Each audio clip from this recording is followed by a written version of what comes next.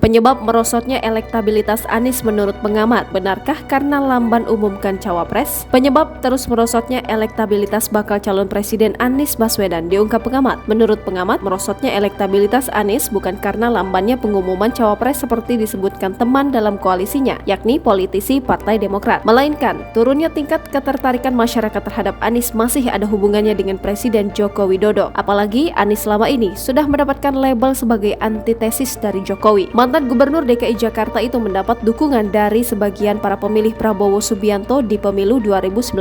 Terutama, pemilih Prabowo Subianto merasa kecewa dengan keputusan dari Ketua Umum Partai Gerindra itu bergabung dalam pemerintahan Presiden Joko Widodo. Kata pengamat politik Bawono Kumoro dikutip dari tribunnews.com Selasa 6 Juni 2023. Bawono melanjutkan penjelasannya, jadinya antitesis Jokowi memunculkan dampak negatif kepada tingkat elektoral Anies. Elektabilitas Anies akan mengalami tekanan ketika approval rating atau tingkat kepuasan masyarakat kepada kinerja Jokowi meningkat. Bawono mengungkap Anies masih bisa kembali meningkatkan elektabilitasnya jelang Pilpres 2024. Langkah pertama yang perlu ia lakukan adalah memikat kembali simpati para pemilih dari Jokowi di pemilu lalu. Bawono kemudian menyinggung perihal partai pendukung Anies yang tergabung dalam koalisi perubahan. Ia meyakini Partai Nasdem, PKS, dan Demokrat belum bulat sepenuhnya mendukung Anies.